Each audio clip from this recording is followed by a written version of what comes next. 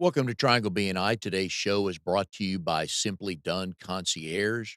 All right, folks, we're early into October, which means the holidays are coming, which means you are going to start getting busy with family and friends coming to visit, shopping, decorating, all that good stuff. The team at Simply Done Concierge can help you be in two places at once. If you go to simplydoneconcierge.com, tell them what you're looking for. I know they'll be able to help you.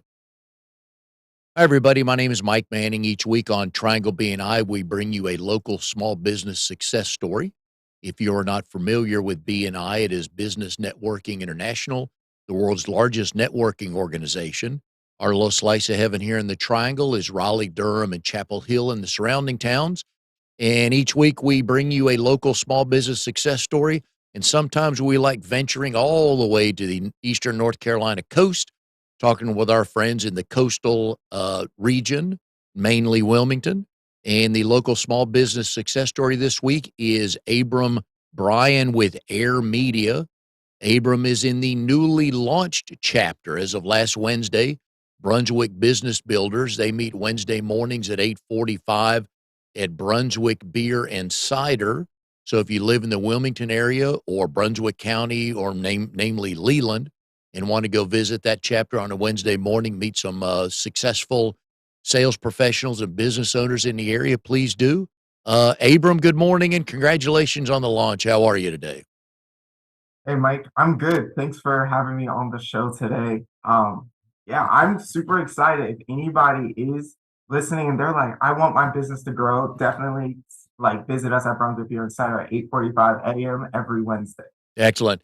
Now, Abram's company's name is Heir Media. That's Heir because it's a family business. And we're going to get into that in a second.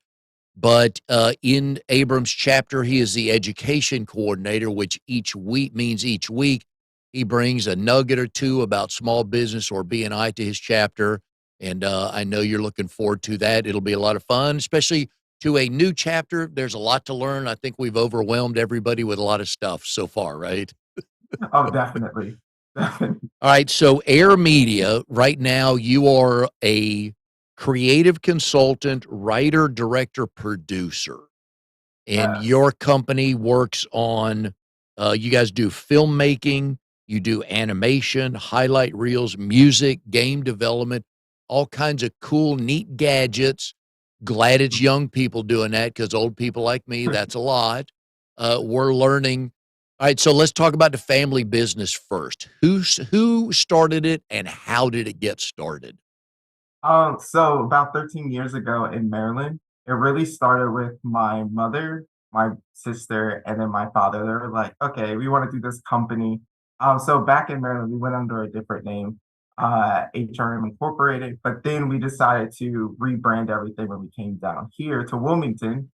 Um, and so a lot of that happened just because, like my sister, she went for electronic media and film at Towson University. And there she was trying to figure out, like, okay, what companies can I work with? Who can I work for? Because, everybody's saying, like, I don't really like to work for other people. So, how do we go about that to still make a successful business and still work with people that we can be constant collaborators with? And so they came up with, why not make our own company? And this way, our parents are also like, now they kind of help build onto the legacy of what our family is all about. And so that's the very beginning basis for the company. I didn't end up joining until a little bit later because I was doing some things here and there, but then there was a lot of growing up I had to do. And before they would even allow me to like work on the company, because they didn't want it to be a family company where I was forced to do it. They're like, Mhm. if you're gonna work for the company, you have to be committed to the company. Because you see a lot in like media where they're saying, "Oh, this person was just given the reins to a company because their parents owned it." My parents were like, "We will not be doing that. If you are in the company, you have to be prepared for what comes with the company. You have to grow up in order to be in the positions that you want to try and be in." And so it took me a little bit. I still did a little bit of work here and there for them, but during that time, it took a little bit for me to get to where I'm at. And so, really, during my college years is where I was really gung ho about doing this for the company. All right, so let's go back to mom and dad. Now, what were they doing the day before they started this company? So during that time, I when they first started, I was just getting out of being homeschooled. So my mom was homeschooling me at the time, and she was just rather than going back into some of the old IT work that she did, she during that time was doing real estate, homeschooling me. My dad was still doing a lot of like contracting work for like government and some other people as well. So they were like, okay, my dad, there's about a certain amount of time that he spends with each company to make sure that he gets them to the point that they want to be before moving on to the next. My mom, she really wanted to start her own company as well. And so it was great because my sister is practically the same as my mom, like almost as if she spat her out and she's the same person. So with all of that happening, my sister was like, "Well, I'm pretty much finished, like near the end of my college career. So what am I gonna do beyond here?" She's worked for a few other companies, and that was a whole different experience. But she was like, "No, let's just do our own company." So they talked about it and they decided to do it. And so from then on was kind of how that started, that All right. chapter of our lives. Now, I always tell people about this. I love doing this show because I get to hear stories of people that I did not know Mhm. before. But one of the neat things about this show is I know what interstate we're starting on. I can't wait for the first off ramp, and you just offered me the first off ramp. So your mom homeschooled you. I can only assume your mother was an excellent principal and a teacher. What kind of student were you? Um, let's just think of it this way. Back then, I was still being molded into who I am today. So, out of the three of us, I was definitely the more rambunctious Mm, and like troublemaker. So, it took me a minute to grow up. But okay. And you are the youngest? yeah, the youngest of three. All right. So the business, they decide. So, okay, let me give you another opportunity here to speak for your mom and dad, which I know will never come back to haunt you. I always ask when I have a guest on who owns a business with their spouse. I have two Hmm. questions, so you get to answer these on behalf of your parents, okay? uh, Uh, at the end of the day, what do those two talk about? Because they've been and running a business all day long. So after 5 or 5:30, what do they talk about? oh, well, in terms of them, business isn't the only thing that they do. So they either A, talk about, hey, here's where the kids did great at, here's where we can help them improve. B, they talk about certain business things. C, which is most of the time, they separate from the business and just focus on having time together. Good. That way, it's not like their relationship is all based upon the Mm, business. And then D, they do a lot of stuff with church as well. And so they are always talking about other things to be doing to help the community. cool. Now, here's the easy question to the two. Um, between your mom and your dad, with regard to the business, who breaks the tie? Generally, my mom, because my dad comes in because he's still working with another company as well. So she's kind of like the one who has the biggest say in the whole company. And she lets everyone know that. Good, good. She's probably earned that too, right? Mhm. Yep. All right. So a lot of the things you guys do are cool technology things. I mean, we hear filmmaking, we hear highlight reels, music, game development. What's kind of your wheelhouse if you have one yet? So for me personally, I focus on primarily the filmmaking and kind of the commercial aspect because I do a lot of work behind the camera. So most of the time when I'm showing up on set or a place to work, I no offense to the other people, but I'm like very focused on like, okay, here's what I need to get done for the day. So I'm already walking around with my camera to be like, here's like the shot I want to get, how I'm gonna get it. So I get very focused on that. But when I'm not on set, most of the time I'm really focusing on a lot of the networking and as well as some of the game development, which is going to be a big thing in filmmaking in the future as well. And you have produced a, I believe it's a student short film. I Mhm. did 2 short films and I produced 1 feature film. Let's talk with the student films. How did those come about, and what'd you learn on the first one? So, the crazy thing is, for the first short film, we kinda did 2 back to back. One was the first weekend and the very second weekend was the next one. Um, that was a learning experience because when you go in and talk to somebody like, "Hey, can I use this location on, for example, a Friday night?" And you because I know you guys are closed at that time, is it possible for us to come in? We'll clean up after ourselves, and what other things can we do to make sure that we can lock this location? And one day they tell you that it's okay. Like, yeah, come on in. You can film in here however long you need. But then the day before you're actually filming, they tell you, "Oh, we didn't know that you were trying to film in this location. Unfortunately, it won't be available to you." So we had to rewrite the whole story. We had to find a new location, and we still had to make sure that all of our actors and actresses could show up and be like, "Hey, we're still comfortable with this new location to work on this film."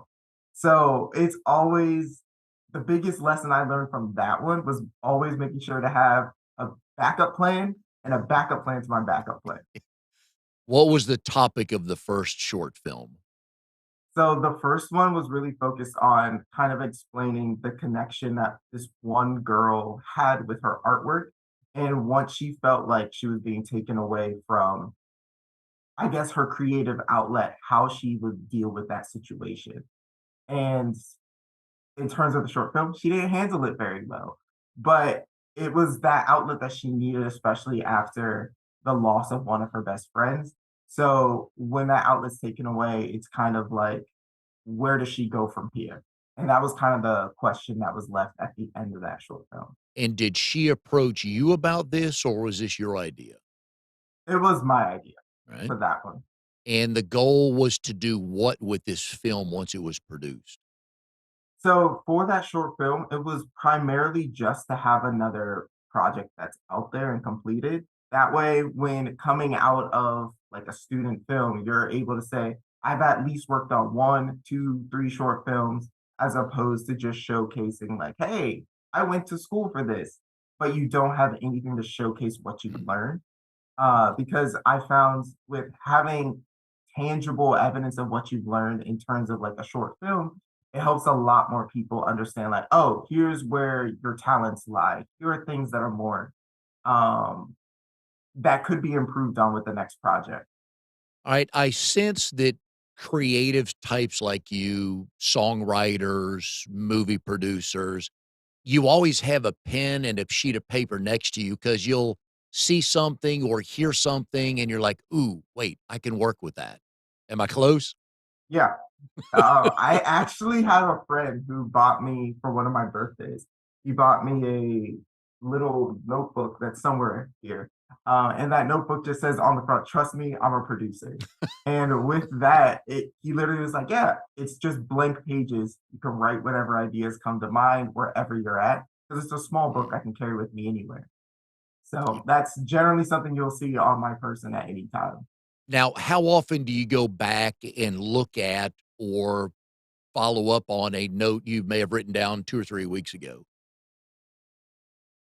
Most of the time, I try and push that off to at least a month or 2, Mm. just because when you look at previous things that you've written or things that you've drawn, any form of that's something that's creative and is close to you, I have found for me, it's better the longer that I have away from it, the more I can look at it objectively and be like, okay, here's the weaknesses within this idea, and here's how we can incorporate it into another idea that I've had recently.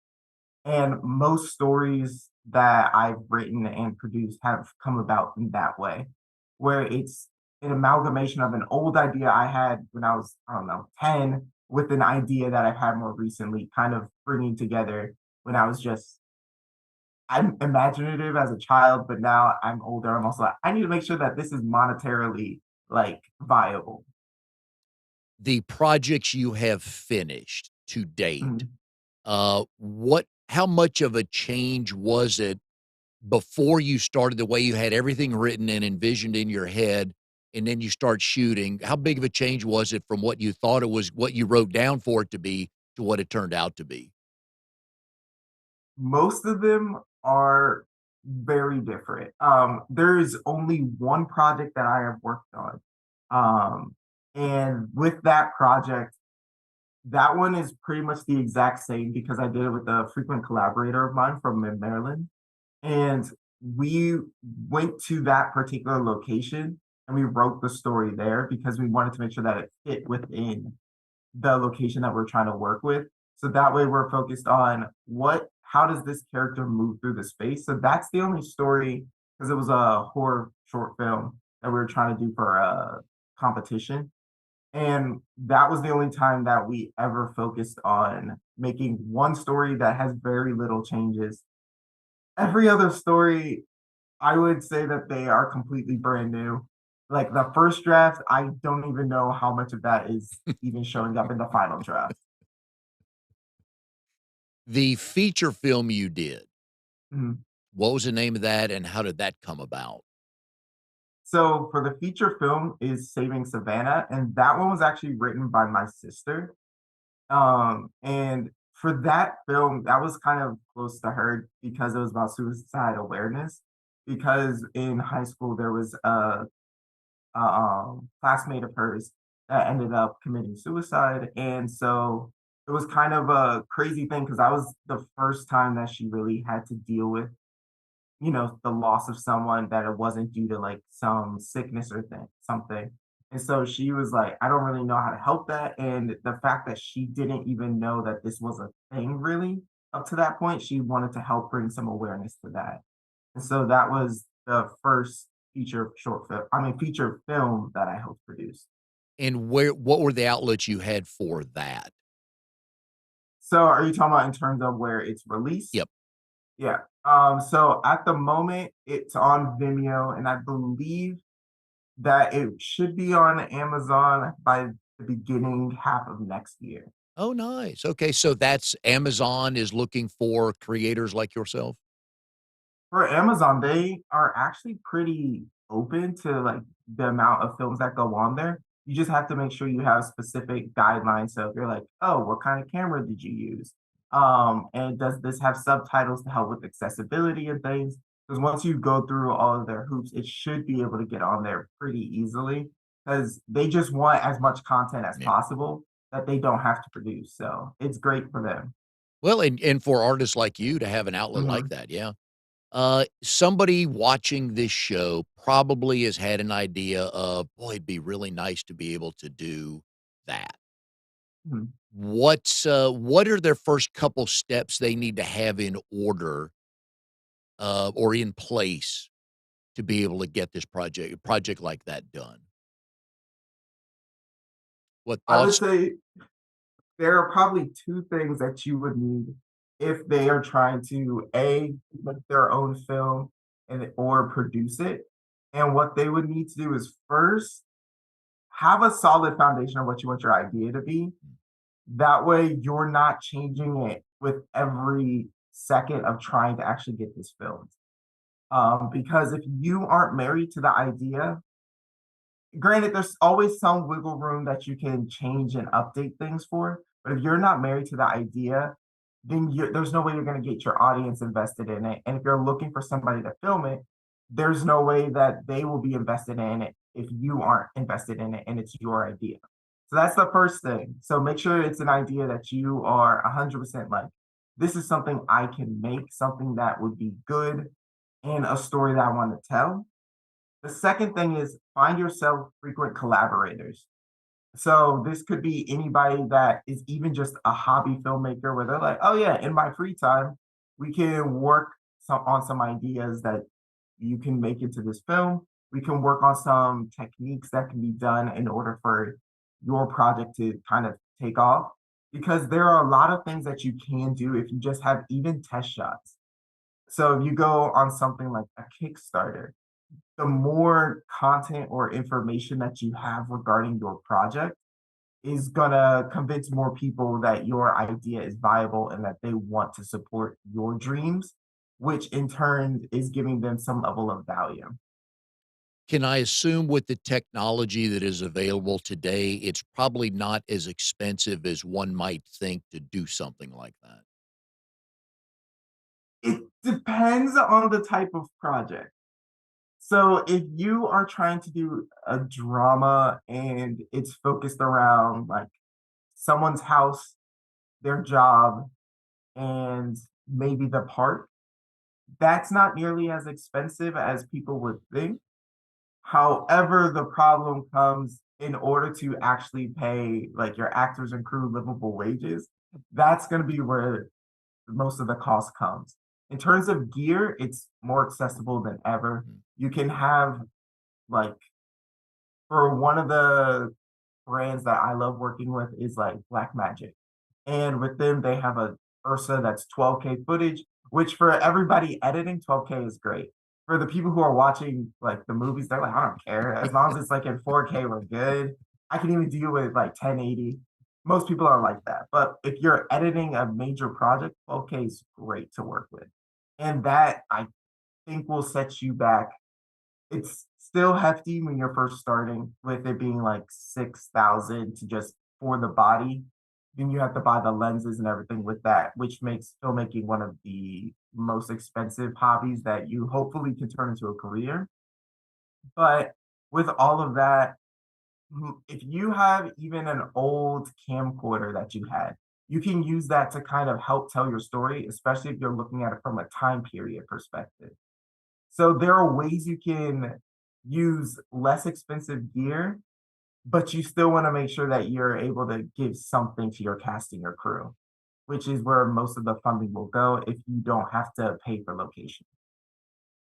I would imagine from a cost standpoint, looking for a location that will allow you to work, and then a couple of friends or collaborators Mhm, that I don't need to be paid for this. I want to get this done because I have goals mhm. like you.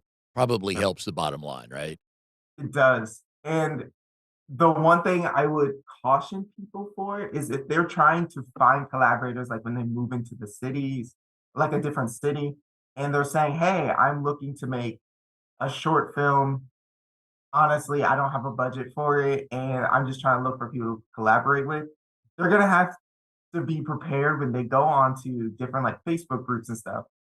More than half the people would tell them to just stop it because they'll be like, you need to pay us all good wages. And that is true. Everybody should be Mhm. paid for their work as long as they do good work. However, the problem comes if you're just starting out, you don't have a budget. So you're gonna have to be okay with seeing 99% of the comments saying you're the worst person, like stop trying to not pay people, and find that 1% of the people that are actually like, hey, I'm in the same boat as you.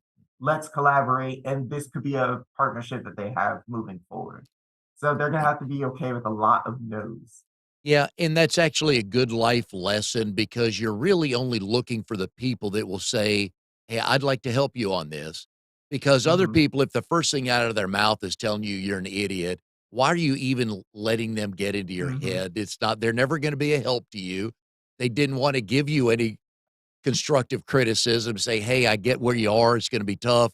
Maybe think of it this way." Now, just like they say on Facebook and all these platforms, don't read the comments. Yep. Now, Because going back to your first tip of be true to your script and know exactly what you want. You gotta have a little bit of thick skin in this business because when you ask people for, advice or you run the script by them, you gotta be prepared for some good yeses and probably some not so nice nos, or maybe I wouldn't have done it that way. yep. 'Cause that's a common thing. The good thing is, granted, as with everything in the industry, it costs money, but there are people that are like script doctors or people that can just look over your screenplay and they many of them actually have worked on legitimate films that have gone into like Hollywood and stuff. So it's good for them to help you kind of figure out what exactly the execs are looking for in a script. So that part's good. The only thing I would caution people to be aware of is just because it's been written that way before doesn't mean it has to always be written the same way. Because if you are purposely trying to make like there's always a room for art house films where most people are like, I have no idea what the heck this is even about. However, that is a type of film that is still a really big niche that's out there. So if somebody is going for that type of film, a script doctor in most cases probably won't be able to help you much because art house films generally focus on what is the soundscape telling you, what is the visual cues and everything that are being presented in the project, and how does that present this story in a better fashion. So there's a lot of places where it's good to learn the foundations, and once you have mastered that, then you can end up breaking them and changing things to fit your particular script. Is it harder to write or produce a short film?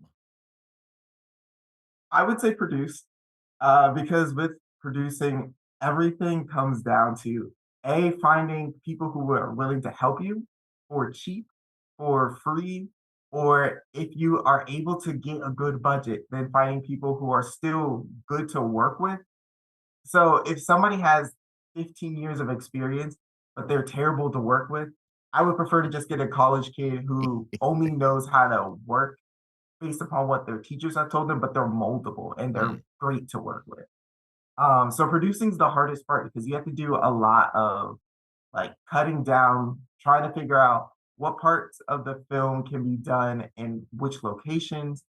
And then you have to also look at the script and explain to other people, hey, here's a reason why you should either A, spend your time to watch this film, B, here's why you should help me fund this film, here's why you should be the cast on this film. There's a lot of ex- like educating that the producer has to do for people in order to even give the film a chance to become not just a script, but an actual full-fledged film. As I was doing some research on you and the company, came across a couple of names, so tell me who they are, okay? Who Okay. is JM? So JM is my brother. So most of the time he will be doing anything to do with the audio, but he does primarily a lot of our music production. Alright, and where is he in the sibling pecking order? He's number two, Alright, how much older is he than you? about 3 years. Alright, were you a good little brother to him, or were you the annoying little brother to him? Depends on who you ask. If you ask me, I am the perfect little brother. To him, he's gonna be like, you're my little brother. Yeah. I've got one of those too, yep, so, who is Kimberly? So Kimberly is my mom, our president, and the one who has like the final say in everything. Give me, your best mom story growing up. Oh, okay. So there was a time, I won't say specifically where we were at, but we were at an amusement park.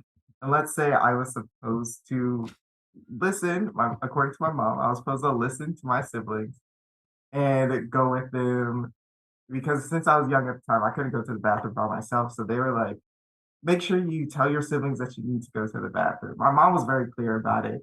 Whenever she tells a story, I will say, I don't remember this. Yeah. But she would be like, make sure you tell your siblings, they'll take you. And let's just say they looked one way, then they looked the other way, and I was gone. So that was an experience that my mom was not very happy about. However, just as you can tell, I'm here. I actually just decided to go and find my dad, and he took me. But that was an experience where my mom, she was like holding me for the rest of the day. And she was like, don't you ever do that again because I scared the mess out of her. Oh, yeah. And so she was not happy about that. Yeah. As a parent, when you look around and all of a sudden what was there is not there, oh, yes. That changes everything. Is it Ariel or Ariel? It's Ariel. Okay. Who is she? She is the eldest, so she's the only sister and our eldest sibling. So Alright. And you listen to her, you take guidance from her, I'm sure. in a lot of In a lot of things, I've done a lot better than I used to.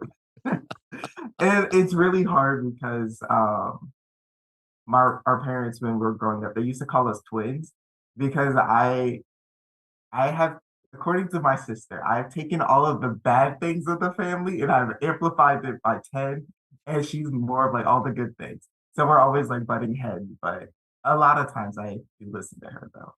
Okay. And there's 4 of you, so when the 4 of you get together, do 2 of you pair off? I mean, is there somebody you're closer to than another one? Mm, no, Okay, not really. right. When arguments were happening, were the teams picked quickly of who was siding with who? Oh yeah, it was all three of them against me. Because you started it, right?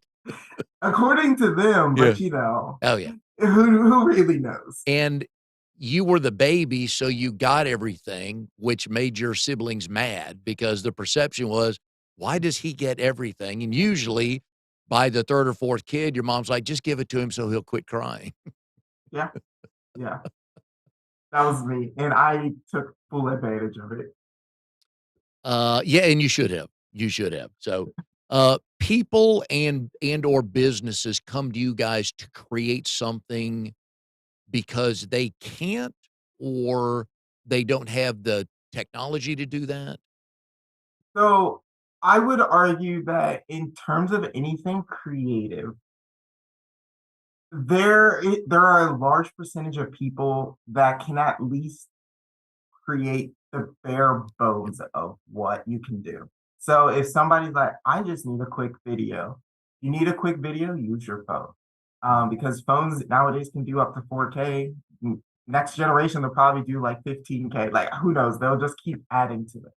So if somebody is able to do that, that's fine. They can start there. What they primarily come to us for is, hey, I need custom content that looks professional. So in you're having a activewear that you're trying to put out there, and we'll just say that it's run with Mike, for example, and if that's going to be your brand, then the question is, how am I going to present this to people that they don't think I'm just a random company that's trying to take their money? So I need something that looks professional that actually tells people, here's why I'm justifying the price for my Run with Mike brand. And what we do with that is we make custom videos that make that we would argue are pretty close to being competitive with something of a brand like a Nike or Adidas, because the main goal is, as we said, everybody should at least know one or two people if they themselves, or if they don't know, they know somebody who can make some pretty solid like videos as well. The difference that we add is that we focus on more of the film quality. And so with that film quality, you can see like, oh, this brand looks legit. This is curated content that is 100% professional. You're not going to see the camera like going like this. You're not going to see all of these mismatched colors. You're going to see a cohesive vision that the client of ours has, but they just don't know how to get it out there. And so we kind of help bring clarity to their vision and then project it for other people to see it and Do understand. does the team get to work on many music opportunities? At the moment, we haven't had a chance to do that since we've been in Wilmington. It was great for us in Maryland because at that time we were actually managing a band, and so we ended up helping produce those music videos as well. Nice. If your family started a band, who's the lead singer? My sister, and Because that's the because no, she's that's she's best? yeah, Okay. and like she's also the one out of all of us that's been like actually trained. Oh, Um, so she did a lot of things with like choral. She did a lot of theater, musical theater as well in high school. All of these things. So out of all of us, I would say she should be the lead singer. okay. And who's the drummer? If I had rhythm, I would say that would be me. Okay, fair enough. I like that answer. Also in your, previous line of work, you were an English tutor. Yes. I need more details on that. So with that, that was one of the jobs that I found kind of helping me through college. Because as I said, if I wasn't prepared to like go full on with the company, my parents were like, you're gonna learn these skills that you need in other places, and you're also gonna do it in a way that's like helpful to other people. So I ended up finding an English tutor job. I at first didn't know if it was legit. I would assume it was because I got it through my college site, but I've heard that there were some like fake jobs that were out there. So I was like, I don't know. I'm just gonna show up at this guy's place and I'm gonna be like, hey, can I get an interview? And so from there, I ended up meeting this great guy, Mike Choi. He runs the EM tutors in Ellicott City, Maryland, and through him, I was an English tutor for 6 years. And so I ended up stopping that recently because I was going with the company, but I was like, I don't want to stop tutoring because I've been doing so much, helping a lot of kids get through like their SAT and some other things as well. And so I was like, okay, but I need to stop because with the company going, I couldn't just like juggle both of it. So with an English tutor like position, I ended up doing that from I want to say freshman or sophomore year in college, all the way up to this year. And I just ended up helping students. At first, I was like, oh, it's going to be really easy. It's just helping students that are anywhere from like first to maybe like eighth grade. And then next thing I know, I'm helping students from first to 12th grade. And then after that, I'm helping even like kids that are in college as well. And so I pretty much did the whole gambit where it's like, oh, somebody needs to help, like they need help learning their ABCs to somebody who's preparing for the SATs.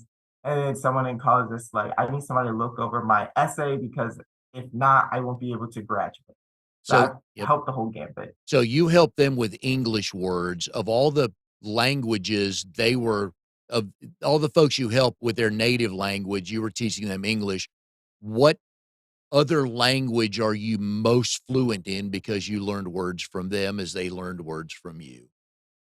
So most of my students were either they are, if I remember correctly, they would be first generation Korean American like students, and then I had a few that were from Korea. So I learned a lot of like Korean terms. I learned a lot about K-pop that I knew a little bit about, but then I learned a lot more from my students. And then I've also learned that I actually really enjoy a lot of Korean dramas as well Mm, because they would just keep sending me recommendations. So I've learned a few words here and there. good. And so I think I understand more of it than I speak, but Mm. at least I have a little bit of understanding of Oh, I think it's a wonderful thing to learn about other cultures. it. Oh, yeah. Oh, yeah. I think it's great. Now, you went to University of Maryland, Baltimore County, where Yes. you majored in entertainment business. No doubt you are going to be just wildly famous and successful one day. When that day happens, the University of Baltimore County will write what about its former student, Abram Bryan? If if they wrote anything, oh man, I think it would be from the people that I did my actual degree through. So at UMBC, we had this thing when I first joined, it was called the Interdisciplinary Studies, Mhm. but then it transformed into the Individualized Studies program. And I think that since most of the time I was there, I spent most of my time in their offices. So if anybody wrote anything, it would be about our time during the Individualized Studies program.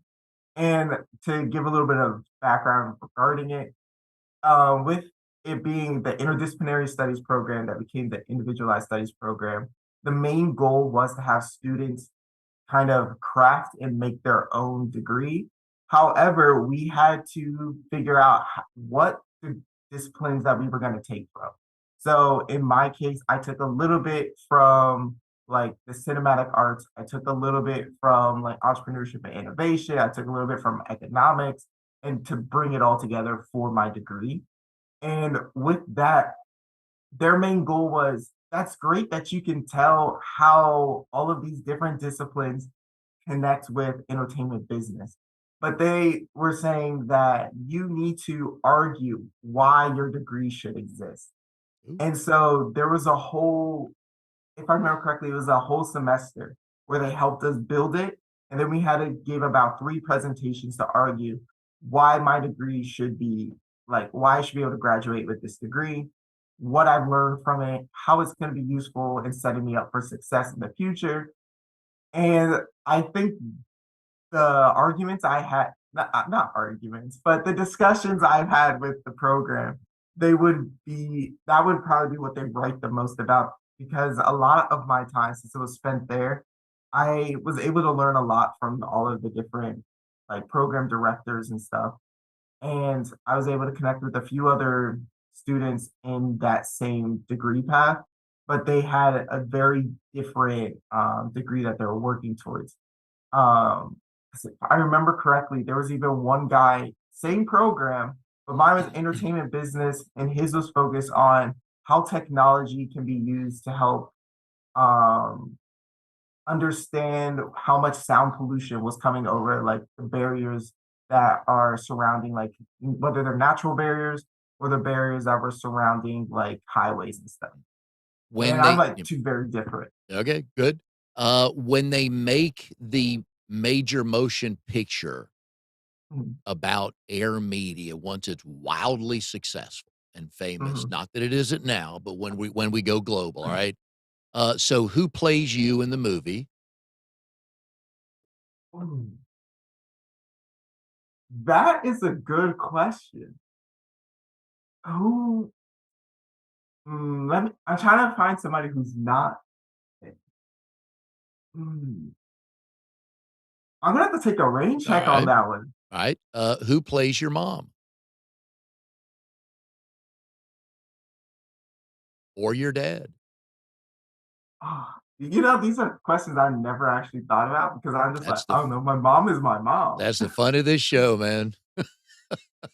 Ooh, We'll come back ooh, to that, right?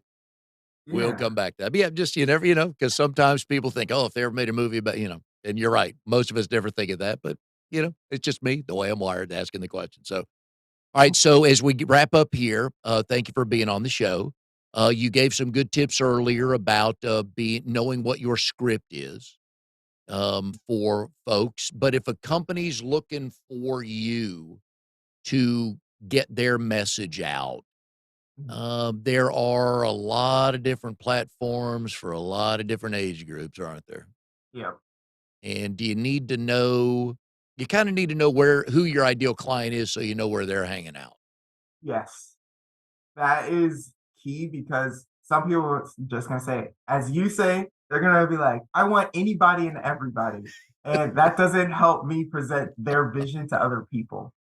Because if they tell me anybody or everybody, it doesn't make me think of anybody. So what I recommend for people, if they're going for like a lifestyle brand and they're aiming for single mothers that are like that's gonna give me more information around that. But if they want to give me even more information, like if it's a retro style, so they're trying to get somebody who is maybe in their 50s and above, that helps me know, like, oh, okay, we can use something more like Facebook Mm, as opposed to something like TikTok. yeah. However, that doesn't mean that there isn't some overlap between like some single mothers that are in the 50s can be in their 50s can be on TikTok as well, but it just helps me narrow down who specifically they're looking for. Would you rather me come to you with a pretty detailed concept of what I want, or here's what we do, Abram, I don't know what to do with that? So I so once again, I can work with either of them, but I think I would prefer the second one where they have a basic idea because when people come with here's my main goal, here's everything lined up for what they want to do, I'm like, okay, that's great. But what you just told me requires this budget. Mm, Is there a way for us to like bring it a little bit lower to an actual budget that they can work with? But if they have the big budget, we can do it.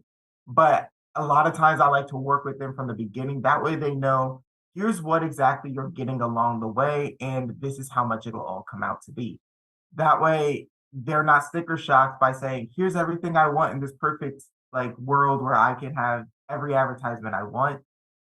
And it's just their pocketbooks aren't gonna support that. I'm sure when you've rolled out what the plan is going to look like and people see the Mhm. number on it, they're like, wait, what? Yeah. I only have $1,200 to spend. What do you mean 18,000? Well, that's what you asked for. Yeah. So yeah.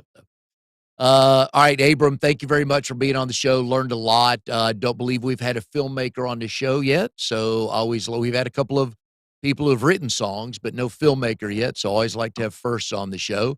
And for folks listening, if you have an idea of somebody you want, we've been putting Abram's number on the screen here. Give him a call. He'll be able to help you. He'll guide you through whatever you think you need or want to get done. That much I know. So, but Abram, good luck with the family. One day, hope to meet them. Congrats on the success for the business and for your new BNI chapter. Thank you, Mike. And yeah, and don't hang up. Yeah, and we'll see everybody next time on Triangle BNI.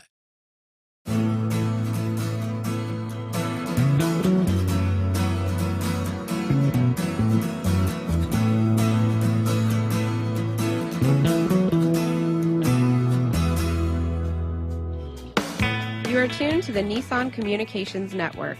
If you tuned in too late, you can always watch each program in its entirety or download an MP3 audio file of it in the archives section at nissancommunications.com.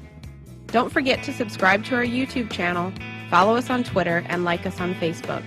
Sponsored by StreamingGear.com and DeltaForce.net.